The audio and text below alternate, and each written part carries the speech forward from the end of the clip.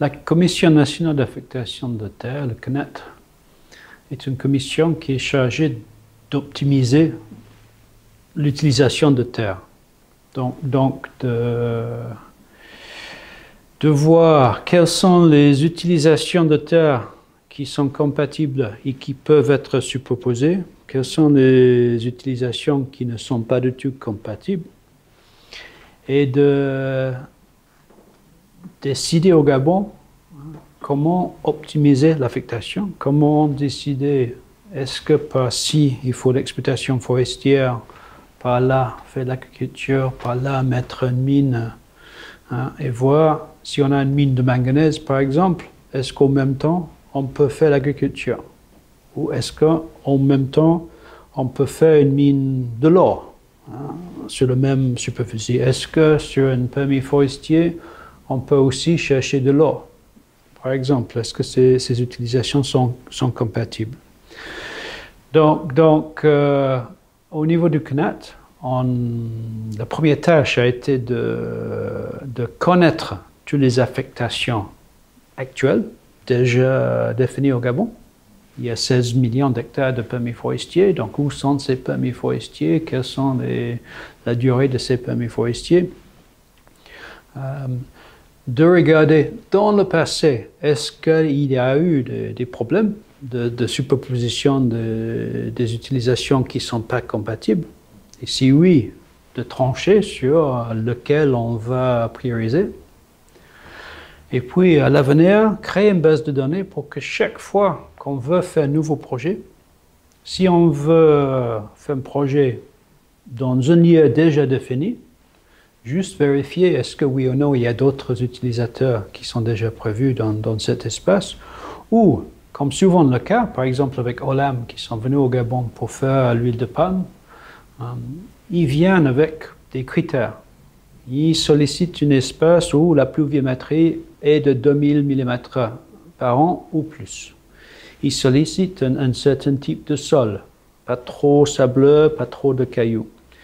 Ils sollicitent une zone avec une saison sèche, pas plus que 3 mois par an. Ils sollicitent une zone avec une topographie assez douce, parce que dès que vous avez les pentes trop aiguës, il faut faire beaucoup de travail avec les bulldozers pour préparer le terrain, et ça coûte trop de l'argent à l'investissement et ce n'est pas viable économiquement. Donc, sur la base de tous ces critères, on identifie les espaces disponibles et on peut à ce moment-là optimiser l'allocation de ces espaces, parce qu'on dit à Olam, OK, vous pouvez aller ici, ça correspond parfaitement à ce que vous avez demandé. Il n'y a aucun conflit avec d'autres utilisateurs. Et en plus, avec les bases de données de l'AGIOS et du CNAT, on peut même regarder est-ce qu'il y a des conflits avec les valeurs de conservation, est-ce qu'il y a un conflit avec les émissions de CO2 liées au stock de carbone. Et à ce moment-là, on peut rassurer l'investisseur qui vient qu'il peut avoir accès à un espace sans aucun conflit et qui peut avancer avec son investissement avec confiance.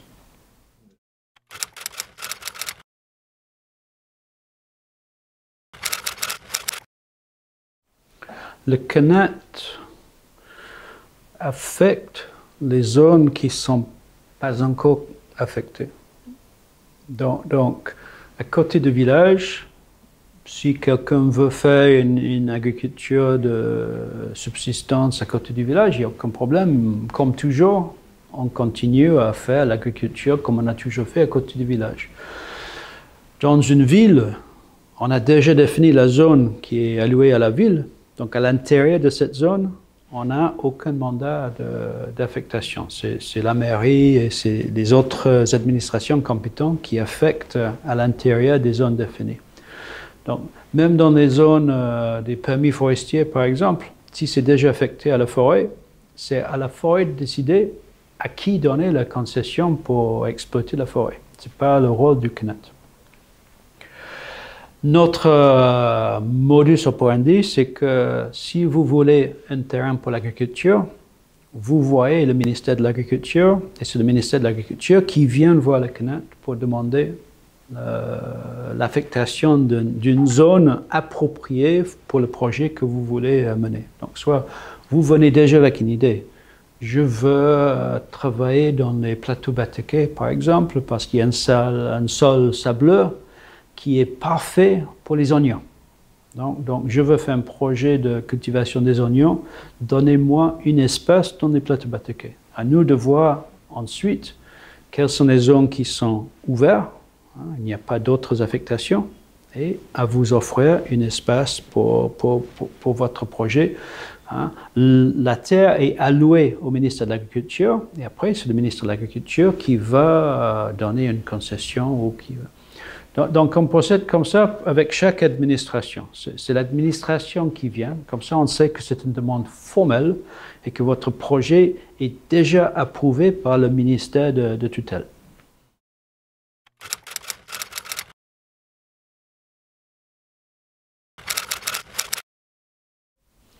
Il y a déjà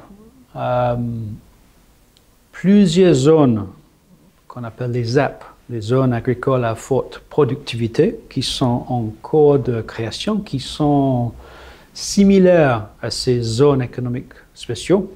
Dans une zone économique spéciale bois, c'est plutôt une zone de transformation.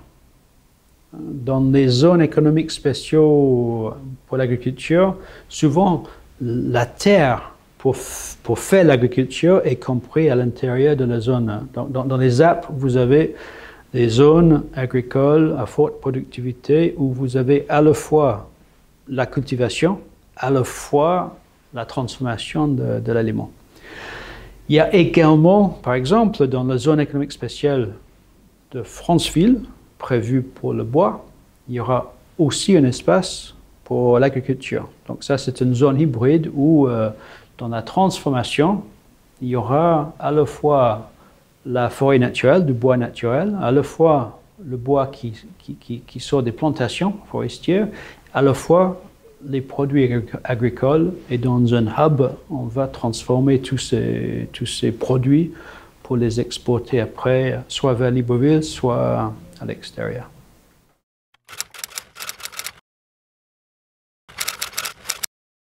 Je dirais que le PNET a été conçu en premier pour optimiser l'utilisation de terre, donc pour optimiser notre développement, pour rendre effectif le plan stratégique Gabon émergent. À l'intérieur de ce plan, il y a cette obligation presque de réduire les émissions de CO2 et de maintenir nos forêts vierges au moins, parce que si on coupe la forêt du Gabon, la forêt du bassin de Congo, la planète tout entière va souffrir. On ne va pas pouvoir minimiser les impacts des changements climatiques. Donc, le PNET, le Plan national d'affectation de terre, qui est géré par la CNET, la Commission nationale, c'est un processus. De fur et à mesure qu'on améliore les bases de données, on va améliorer l'affectation de terre. On a pu, avec notre recherche des stocks de carbone au Gabon, faire une carte des stocks de carbone sur tout le territoire. Donc, chaque fois que le CNET prend une décision, c'est en connaissance de cause, parce qu'on sait que si on donne telle superficie à un opérateur pour faire du riz, par exemple, on sait si oui ou non on va couper la forêt. On sait est-ce que c'est une forêt primaire, est-ce que c'est une forêt déjà bien sécondarisée. On connaît le stock de carbone qui est là-dedans. Et on connaît après le carbone que le type d'utilisation va accumuler. Donc, quand c'est du riz, c'est pas beaucoup. Quand c'est du palme, par exemple, si on plante des palmiers dans une savane, ça augmente le stock de carbone. Donc, on est carbone positif. Donc, dans chaque décision du CNET, on a ce calcul de bilan carbone de l'utilisation. Et on peut décider est-ce que, oui ou non, les émissions de CO2 vont être trop importantes. Si oui, qu'est-ce qu'on fait? Si oui, soit on dit non, on ne peut pas faire ce type de projet au Gabon, ou on regarde est-ce que le projet peut être mis ailleurs où l'impact carbone va être moindre. Et en principe, il y a beaucoup d'espace au Gabon, donc on ne va pas interdire des projets, on va plutôt les mettre dans les zones les plus appropriées. Sur la base de beaucoup de critères, y compris les émissions de CO2.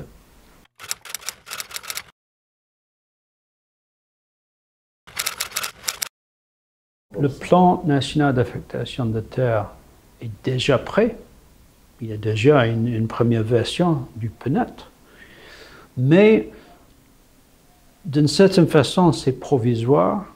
Il nous manque certaines informations. Soit il nous manque des informations, soit il y a des informations qu'il faut améliorer. Donc, nous sommes en train d'améliorer, par exemple, la carte du sol. On a une ancienne carte du sol qui date des années 50, basée sur un échantillonnage assez faible autour du Gabon. Donc, ce n'est pas optimal.